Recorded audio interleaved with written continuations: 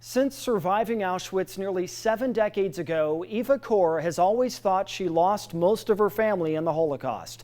Her parents, her 2 older sisters, and dozens of relatives were all murdered by the Nazis. But during her return to Auschwitz death camp in June, Eva connected with 2 long-lost relatives who she met for the first time. They promised to help spread Eva's story once she's gone, and so does Eva's son, who also had an important reason to join his mom on her trip back to Auschwitz. I light this candle. Eva Kor has always remembered the millions of people who did not survive the Holocaust. And 1.5 million Jewish children. Now she's beginning to pass that torch to the next generation. I light this candle for to continue shining the light on what happened here at Auschwitz.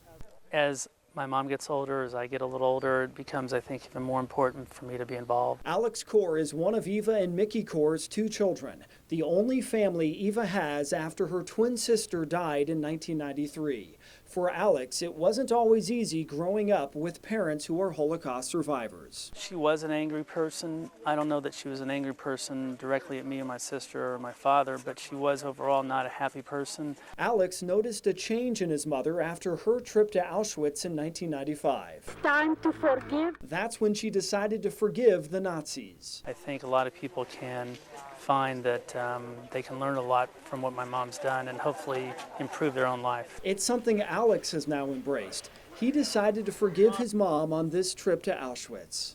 I could forgive her for her past, but on the other hand, I really think that her past has made me much stronger. She says she hurt my sister and I. I never thought, I knew what my mom was going through, and I never felt like in any way that she was hard on me. Alex has recognized how forgiveness has helped his mom become a happier person. The way she carries herself now, people can see she smiles. I think she's just a better person. But it took Eva until she was 60 years old to find forgiveness, a half-century after the Holocaust.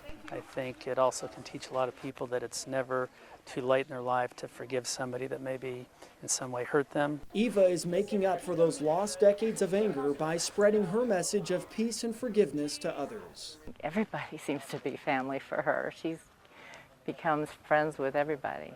Including Sandy Berger and her son Jeff, who really are Eva's family. I have not met her till today, and it's been a celebration for me to actually finally meet my cousin. The Berger family and Eva didn't know they were related until recently. They talked on the phone, and Eva invited them to meet her in Auschwitz. The granddaughter of my Aunt Sarah is right here. And I want to thank Sandy and Jeff and Paul for coming with me to experience this trip. Eva's cousins appreciate her message. If you don't forgive somebody else, even though they were the ones that did wrong, it continues to hurt you. Kind of releases all the sadness. They understand why forgiveness helps Eva and how beginning the process of forgiveness can help others. I think it is a process, and it takes a while to get to the point to want to forgive. It's a learning process for me, and then after I've learned all this, I do want to pass it on to my kids and to others too. Future generations will learn about Eva's message of peace and forgiveness thanks to family members she never knew she had. I am very proud to have you as my cousins. I am Let me take a picture of you, just you two. glad to meet you finally.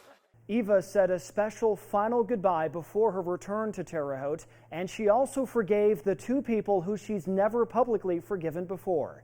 That's coming up in our conclusion of Auschwitz, Forgive but Never Forget.